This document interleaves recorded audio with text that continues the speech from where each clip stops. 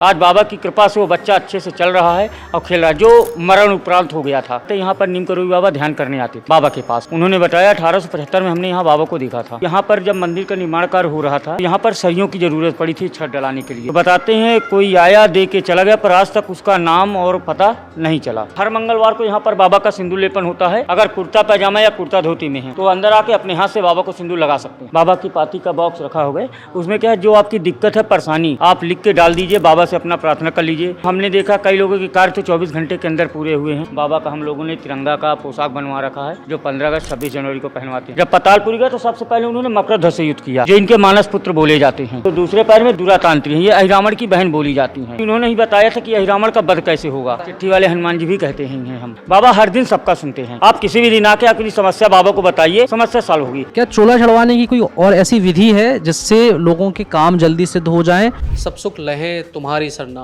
तुम रक्षक काहू को डरना। जय श्री राम, जय नीम करोली बाबा। आज मैं जा रहा हूँ लखनऊ के एक बहुत ही प्रसिद्ध मंदिर, जिसका इतिहास में बहुत बड़ा वर्णन है और जिसका चमत्कारिक घटना से बड़ा संबंध है। नाम है लेटे हुए हनुमान जी के नाम से लोग जानते हैं, और बस हम जा रहे हैं। जय श्री राम सर। जय श्री राम।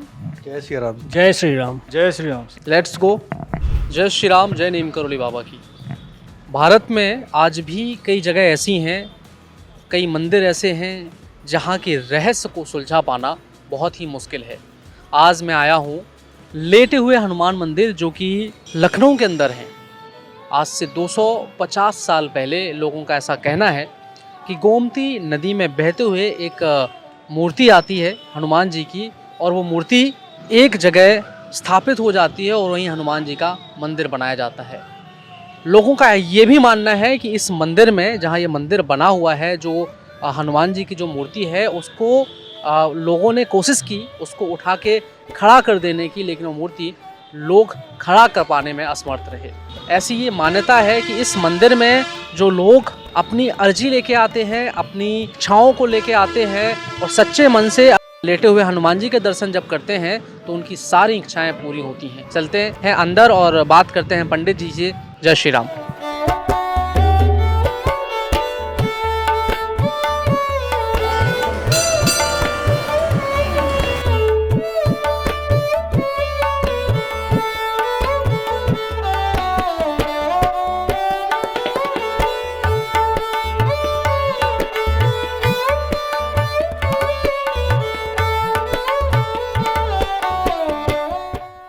इस समय मैं उसी मंदिर में आ चुका हूँ जिसकी चर्चा, जिसकी खोज, जिसके आने से पहले, जहाँ आने से पहले जिज्ञासा इतनी हो रही थी, क्यूरियोसिटी इतनी हो रही थी। सच में जब आप यहाँ आएंगे, इस छोटा सा प्रांगण है, छोटा सा गर्भगृह है, और इस गर्भगृह में ये एक अलग ही ऐसे लग रहा है कि हज़ारों साल पुराना कोई मंदिर है। और हज़ारों साल से अभी जैसे एक चिंतन चल रहा है मेरे पीछे, राम राम जय श्री राम, वैसे ही ऐसे लग रहा है कि हनुमान जी खुद यहाँ पे राम राम की चिंतन कर रहे हों। देखिए, अभी मैं भक्त भी काफ़ी सारे यहाँ पे हैं, मौजूद हैं, और पहले मैं चाहूँगा हमारे कैमरामैन से कि एक बार ये हनुमान जी का ये स्वरूप दिखा दिया जाए। इस मंदिर की विशेषता ये भी है कि जहाँ अगर आप पढ़ेंगे, सामने लिखा है श्री अहिमर्दन पातालपुरी हनुमान जी, लेटे हुए हनुमान जी, जिसका मतलब क्या है, इसके बारे में खास जो मतलब उसका जो मीनिंग्स है वो क्या है, वो मैं पंडित जी से पूछूंगा। लेकिन मुझे जो जहाँ तक मुझे समझ में आ रहा है कि अहिमर्दन पातालपुरी, ये मुझे लग रहा है कि उस चीज़ से रिलेट हो रहा है कि जब अहिरावण को हनुमान जी ने मारा और राम जी और लक्ष्मण जी की रक्षा की, वहाँ से मुझे लग रहा है कि वही इसका मतलब है। और बहुत अच्छी लाइनें लिखी हुई हैं, कोठी पताल तोरि जमकारे, अहिरावण की भुजा उखाड़े।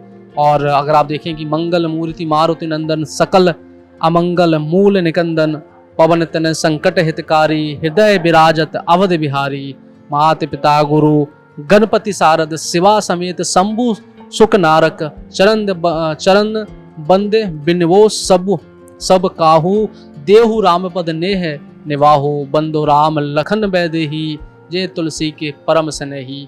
हनुमान जी हमेशा से, अगर आपने चाहे उनके बारे में पढ़ा हो, चाहे आपने हनुमान ग्रंथ पढ़ा हो, आपने रामायण पढ़ी हो, जब जब हनुमान जी का जिक्र हुआ है, जब जब हनुमान जी की बात हुई है, तो हनुमान जी के स्वरूप में, हनुमान जी की लीलाओं में हमेशा विनम्रता दिखाई दी है।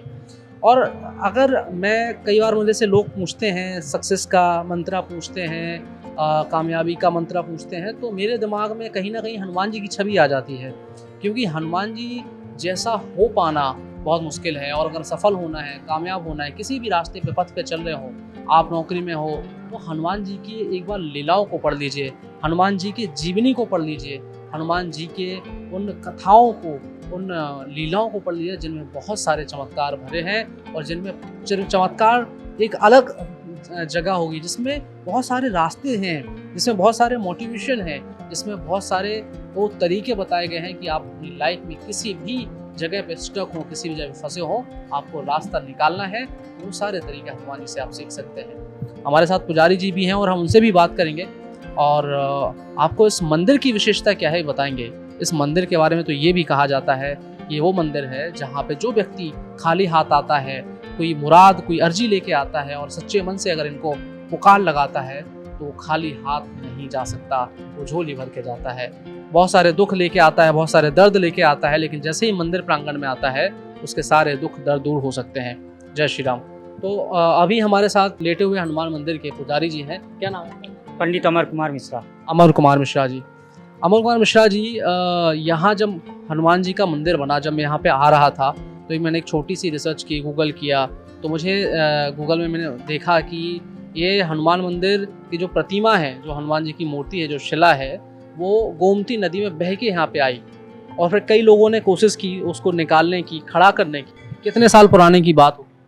ये देखिए, इतनी जानकारी तो हमारे जो मैंने पढ़ा कि उसमें 250-300 साल पुरानी बात, 3 साल से उससे भी पुराना है, उससे भी ज़्यादा पुराना। उससे भी ज़्यादा पुराना। जब मूर्ति नहीं खड़ी हुई तो उन्होंने इसी प्रकार से स्थापना करा की कि पूजा पाठ चालू कर दी। और जो यहाँ पर अभी मंदिर का निर्माण कार्य हुआ, तो हमें 1850, 1855, 1860 की ईंटें मिले। हम उसके अनुमान में बताते कि लगभग 250 से 300 वर्ष पुराना। बाकी जब ईंटें उस सन का है 1850-55 का, तो मतलब मंदिर उसके पहले का होगा। मतलब जो ईंटें और जो अवशेष पाए गए यहाँ पे, वो 1850 ईस्वी के पाए गए, लेकिन ये अनुमान है कि और 500-1000 साल पुराना हो सकता है। यहाँ पे लोगों का अलग अलग मानना है, कई चमत्कारिक घटनाएं भी हुई हैं। जरा बताएंगे क्या क्या चमत्कारिक घटनाएं यहाँ से जुड़ी? सबसे पहली चीज़ जो हमें बताया गया कि यहाँ पर जब मंदिर का निर्माण कार्य हो रहा था, तो यहाँ पर सरियों की ज़रूरत पड़ी थी छत डलाने के लिए। लगभग 1 कुंटल सरियों की ज़रूरत थी। तो बताते हैं कोई आया, दे के चला गया, पर आज तक उसका नाम और पता नहीं चला। जैसे मंदिर में किसी चीज़ की ज़रूरत है, हमें मान लीजिए सीमेंट की बोरी चाहिए, 100 लगनी है, तो कोई ना कोई आके अपने आप दे के चला जाता है। कभी मंदिर से कोई किसी से 1 रुपया मांगने नहीं गया आज तक। नहीं, तो ऐसे तो कोई जैसे जो गुप्त दान करते हैं, जिनको अपना नाम नहीं बताना, ऐसे भी दानवीर होते हैं लोग, तो वो भी हो सकते हैं। भी हो सकते हैं, पर देखिए आज तक जब उनका कुछ अवशेष पता ही नहीं चला। जबकि जब सरिया बताते गिरी, तो यहाँ जो ट्रस्टी लोग हैं वो ढूंढने के लिए इधर उधर भी गए, पर किसी का पता ना चला कि कौन ला के रख के चला गया। क्या सरिया गुप्त है पूरी। क्या इसका क्या मानना है कि मतलब हनुमान जी की लीला होगी क्या? ये हनुमान जी की लीले हम मानते, चमत्कार मानते हैं इसे, कि आज तक उसका किसी का मतलब आसपास की जो दुकानें हैं वहाँ तक पता किया गया कि उन्होंने, किसी ने कहा नहीं कहा कि ये हमारे पास से गया है माल, और बराबर यहाँ मंदिर प्रांगण में माल आके उतरा है। यहाँ पे कोई विशेष दिन ऐसा होता है, जैसे मंगलवार को तो बहुत सारे श्रद्धालु भक्त आते होंगे दर्शन करने के लिए, और भी कोई साल में कोई ऐसा पर्व यहाँ पे होता है जब बहुत जन्म उत्सव, हनुमान जन्म उत्सव हम लोग मनाते हैं। हनुमान जन्म उत्सव हो गया, और भी आपका जैसे राम जी का जन्म आ गया तो इधर आ गया, कृष्ण जी का जन्म है वो भी हम लोग मनाते हैं। और भी जैसे आप 15 अगस्त है, 26 जनवरी, ये भी हम सेलिब्रेट करते हैं यहाँ पर बाबा के साथ। बाबा का हम लोगों ने तिरंगा का पोशाक बनवा रखा है, जो 15 अगस्त 26 जनवरी को पहनवाते हैं, परेड कराते हैं आप लोग। अच्छा, एक और यहाँ पे लोगों का घटना है, यहाँ पे लोगों का मानना है कि लेटे हुए हनुमान जी हैं, इनके पास जो आता है भक्त सच्चे मन से, जो भी मानता है, तो मैं देख रहा था कुछ लोग कह रहे थे, लोगों का ऐसा था कि मनोकामना पूरी होती है यहाँ पे। क्या है यार, से कुछ लोग ऐसे आए हैं सामने, कहा है जिन्होंने कि भैया मैं ये परेशान था, मेरा काम। हम लोग देखिए सबसे अच्छी चीज़ यहाँ पर लगा करके बाबा की पाती का बॉक्स रखा हुआ है। उसमें क्या है, जो आपकी दिक्कत है, परेशानी, आप लिख के डाल दीजिए, बाबा से अपना प्रार्थना कर लीजिए। बाकी देखिए आपकी श्रद्धा भाव समर्पण के ऊपर डिपेंड करता है। कभी कभी तो हमने देखा कई लोगों की कार्य तो 24 घंटे के अंदर पूरे हुए हैं। वो आए, बाबा से प्रार्थना की, बाबा हमारी ये समस्या है, आप दूर करिए, हम आपके शरण में हैं, कल्याण करिए। वो गए हैं, उसके बाद दूसरे दिन आप कहे पंडित जी हमारा ये कार्य पूरा हो गया, बाबा ने हमारी पर कृपा की। कुछ के कारण या कुछ के कार्य जल्दी हो जाते हैं। वो तो अपनी श्रद्धा भाव समर्पण के ऊपर डिपेंड करता है, आप कैसे बाबा से प्रार्थना कर रहे हैं, क्या बाबा से बोलो, वो आपके ऊपर है। जैसे यहाँ पे आप कह रहे हैं कि आप एक बॉक्स लगाते थे उसमें चिट्ठियाँ, तो चिट्ठी वाले हनुमान जी भी इनको कहा जाता है? चिट्ठी वाले हनुमान जी भी कहते हैं इन्हें हम। मतलब में अपनी समस्या लिख के आप बॉक्स में डाल सकते हैं, जो हर मंगलवार को खुल के बाबा के चरणों में चढ़ाई जाती हैं, जिससे सब समस्याएं जो बाबा को बताई जाती हैं।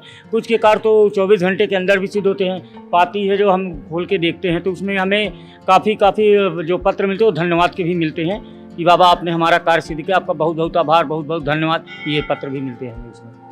ठीक है, जैसे कई लोग हैं जो यहाँ मंदिर आते हैं, दर्शन करते हैं, चले जाते हैं, लेकिन कई बार मैं जो हमारा जो चैनल है उसमें कई बार भक्त हैं जो कमेंट हमें करते हैं, कहते हैं कि हनुमान जी सब झूठे हैं। और मैं नीम करोली बाबा का भी भक्त हूँ तो उनके ऊपर वीडियो बनाता हूँ तो कहते हैं नीम करोली बाबा भी झूठे हैं, हमारे काम नहीं बन रहे, अगर वो सच्चे होते तो इतने दिनों से आके हमारा काम नहीं बना देते, वो हमारे काम, हम परेशान हैं तो हम भगवान कैसे हो सकते हैं, भगवान थोड़ी चाहेगा परेशान है। तो आप क्या कहना चाहेंगे ऐसे? देखिए, जो ऐसे भक्त है, एक तो सबसे बड़ी चीज़ है कि छोटा सा उदाहरण हम आपको देते हैं इसके लिए। देखिए, बच्चा है छोटा, माता पिता हैं, अगर बच्चा किसी चीज़ के लिए जिद करेगा तो माता पिता दे देंगे। अब बच्चा वहीं पे अपने पिता को लाठी मार रहा है, सोच रहा पापा 10 रुपया दे दे, लाठी मारने के बाद क्या पिताजी देंगे 10 रुपया? नहीं देंगे। अगर आपकी श्रद्धा भाव समर्पण नहीं है बाबा के ऊपर तो आपके कार्य सिद्ध नहीं हो सकते, वो जरूरी है। अच्छा, क्या करें भक्त, जैसे हम लोग मंगलवार को चोला चढ़वाते हैं, शनिवार को भी चोला चढ़वाते हैं, क्या चोला चढ़वाने की कोई और ऐसी विधि है जिससे लोगों के काम जल्दी सिद्ध हो जाएं, और वो जब चोला चढ़ाते हैं तो किस सावधानी का ध्यान रखें और क्या चीज़ वो करें जिससे हनुमान जी को ज़्यादा जल्दी प्रसन्न किया जा सके और उनके काम जल्दी सिद्ध हो जाए? देखिए, सबसे बड़ी चीज़ है कि आप जब बाबा के द्वार में आते हैं या किसी भी देवी देवता, कोई जरूरी नहीं कि आप यहाँ आप किसी भी द्वार जाएं, आप अपना मन स्वच्छ करके जाएं, मन में बैर रख के ना जाएं। सच, और किसी एक देव को इष्ट माने, ये नहीं कि आप यहाँ रहे यहीं हैं, जहाँ भी है तो आप वहाँ इष्ट देव मान के अगर आप पूजा कर रहे हैं। आदमी कहता है अगर छोटे से पत्थर को हमने शालिग्राम या भगवान भोले बाबा मान की पूजा कर रहे हैं तो हमारे उस पत्थर से भी कार्य सिद्ध होते हैं। अगर आपका श्रद्धा भाव समर्पण है उस प्रति, भगवान के प्रति, तो आपके हर कार्य बनेंगे, और आपके श्रद्धा भाव समर्पण नहीं तो आपका कोई कार्य नहीं बनने वाला है। जैसे नीम करोली बाबा है, हनुमान सेतु मंदिर है, हनुमान धाम है, और भी कई मंदिर बाबा ने बनवाए, तो क्या ये इधर भी नीम करोली बाबा आए, कभी इस मंदिर भी आए थे? हमारी जानकारी में तो है, पर हमने सुना जो यहाँ के ट्रस्टमैन है वो बताते हैं यहाँ पर नीम करोली बाबा ध्यान करने आते थे बाबा के पास। उन्हें 1875 में एक राजस्थान के आए थे बुजुर्ग, उन्होंने बताया 1875 में हमने यहाँ बाबा को देखा था ध्यान करते हुए। तो जो नीम करोली बाबा के बारे में कहा जाता है हनुमान जी का रूप है, तो आपको क्या लगता है? जैसे मेरा और कई भक्त हैं जो नीम करोली बाबा से जुड़े हैं और इतनी श्रद्धा है कि नीम करोली बाबा को हनुमान जी मानते हैं, आपका क्या? वो सही कहते हैं। हमने जो सुना, एक सुनो कि बाबा बताते हैं हनुमान जी से प्रत्यक्ष बात भी करते थे, उनके वो भी थे कंबल ओढ़ के, चाहे वो भी अपना सू था। तो सब लोग हर जो देखिए भावना भक्त आता है, वो जिस भावने से अपने प्रभु को देखना चाहता है उस भाव से वो देख सकता है। विश्वास उठा लेना चाहिए, तो तभी उनकी सच्ची परीक्षा का वक्त आ गया है, तभी वो असली परीक्षा ले रहे हैं। उसके पहले तो टेस्ट चल रहा था, प्रैक्टिकल जो होते हैं ना वो चल रहे थे, लेकिन जब वो आपको मन में एक ख्याल आने लगे कि हनुमान जी मेरी नहीं सुन रहे, हनुमान जी में कोई शक्ति नहीं होती, तब असली परीक्षा तब स्टार्ट होती है कि नहीं? भगवान देखते हैं कि आपके अंदर कितना धैर्य है कि आप रुक सकते हो, कि मेरा देख सकते हो। भगवान भी देखते हैं, भगवान किसी चीज़ को आपको तुरंत नहीं दे देते, छोटी छोटी चीज़ें तुरंत हो जाए। जब हम कोई बड़ी मनोकामना करते हैं तो उसके लिए भगवान देखते हैं कि मैं इसे जो चीज़ देना चाहता हूँ ये लेने योग्य है या नहीं, तो उसके लिए वो परीक्षा लेते हो। आपको वो कार्य सिद्ध होने में थोड़ा समय लगता है, पर कुछ की श्रद्धा भाव समर्पण इतना बढ़िया होता है कि भगवान उसी कार्य को बहुत जल्दी पूरा कर देते हैं और कुछ में समय ले लेते हैं। वो तो अपने भक्ति भी के अनुसार। चलिए, हमारे साथ आज अमर जी थे यहाँ पे, पुजारी जी हैं हनुमान लेटे हुए हनुमान मंदिर के। अच्छा, एक चीज़ मुझे बताइए, एक चीज़ मैं भूल गया हूँ कि यहाँ पे पैठी पताल तेरे जमकारे अहिरावन की भुजा उखारे, और वहाँ जो लिखा हुआ है श्री अहिमर्दन पातालपुरी हनुमान जी, इसकी बताइए। ये अहिमर्दन पातालपुरी हम लोग इसलिए बोलते हैं कि ये अहिमर्दन के वध के बाद का पूरा स्वरूप है। ये पूरा का पूरा जो स्वरूप है पातालपुरी का बोला जाता है। इसमें अब उस समय हम पूरी कहानी इसकी बताते हैं आपको। ये पातालपुरी का स्वरूप है। इसमें क्या है बताते, जब राम और रावण का युद्ध हो रहा था तब रावण ने अहिरावण को बुलाया था पातालपुरी से कि तुम ऊपर आओ, राम लक्ष्मण को मूर्छित करके पातालपुरी ले जाओ, जाकर इनकी बलि दे दो। तब अहिरावण पातालपुरी से वापस आया था और विभीषण को रूप धारण करके राम लक्ष्मण को चुरा के नीचे ले गया था पातालपुरी। तब हनुमान जी को पता चला तो हनुमान जी महाराज पातालपुरी गए। जब पातालपुरी गए तो सबसे पहले उन्होंने मकरध्वज से युद्ध किया, जो इनके मानस पुत्र बोले जाते हैं। काफी समय तक युद्ध चला, फिर आकाशवाणी हुई कि पिता हैं ये पुत्र है, तब इनका युद्ध रुका। फिर आगे बढ़े तो इन्हें पातालपुरी की कोई जानकारी नहीं थी, तो दूसरे पैर में दुरातांत्री हैं, ये अहिरावण की बहन बोली जाती हैं। इन्हीं की सहायता से पातालपुरी में प्रवेश किए। फिर इन्होंने ही बताया था कि अहिरावण का वध कैसे होगा, क्योंकि अहिरावण के प्राण 5 द्वीपों में थे और जो चारों दिशाओं में बीचों बीच जो उन्हें एक फूंक में बुझाता वही अहिरावण का वध कर सकता था। तब हनुमान जी महाराज पातालपुरी में पंचमुखी रूप लिए, 5 दीपक को एक फूंक में बुझाया था। उसके बाद अहिरावण का इन्होंने वध किया। जब इनके भाई का वध हो गया अहिरावण का, तब ये हनुमान जी के पास गई, शरणागत ली। शरणागत लेने के बाद भी चरणों में स्थान मांगा था, इसलिए चरणों में है। अच्छा, ये तो इन्हें अहिमर्दन भी कहते हैं। फिर उन्होंने इसी स्वरूप में विश्रामी अवस्था में वापस ऊपर आए थे। अगर खड़े होके आते तो हमें ये न पता चलता कि पातालपुरी में किन्हें सहायता की, किनसे इनका युद्ध हुआ। खड़े होने के बाद हमें पैर के नीचे कौन है हमें पता नहीं चलता, इसलिए विश्रामी अवस्था में ये ऊपर आए थे। इसलिए अहिमर्दन भी बोलते हैं, पातालपुरी भी बोलते हैं, लेटे हुए भी बोलते हैं। अहिमर्दन क्योंकि अहिरावण के वध का बाद का स्वरूप हो गया, पातालपुरी क्योंकि स्वरूप पूरा पातालपुरी का, लेटे हुए क्योंकि विश्रामी अवस्था में ऊपर आए थे। सबसे अच्छी चीज़, हर मंगलवार को यहाँ पर बाबा का सिंदूर लेपन होता है, जिसमें जितने भी पुरुष हैं अगर कुर्ता पैजामा या कुर्ता धोती में हैं तो अंदर आके अपने हाथ से बाबा को सिंदूर लगा सकते हैं। ये हर मंगलवार की प्रक्रिया है। ये तो बहुत अच्छी बात है, अब हम जरूर आएंगे यहाँ पे। मंगलवार के दिन आइए, सुबह 8:30 बजे सिंदूर लेपन होता है। अगर आप कुर्ता पैजामा या कुर्ता धोती में हैं तो आप अंदर आके अपने हाथ से बाबा को सिंदूर लगा सकते हैं। आप पूरी सेवा कर सकते हैं, अपनी जो इच्छाएं हैं बाबा से बोल के अपना सिंदूर लेपन करिए, बाबा आपकी सभी मनोकामनाओं को पूर्ण करते हैं।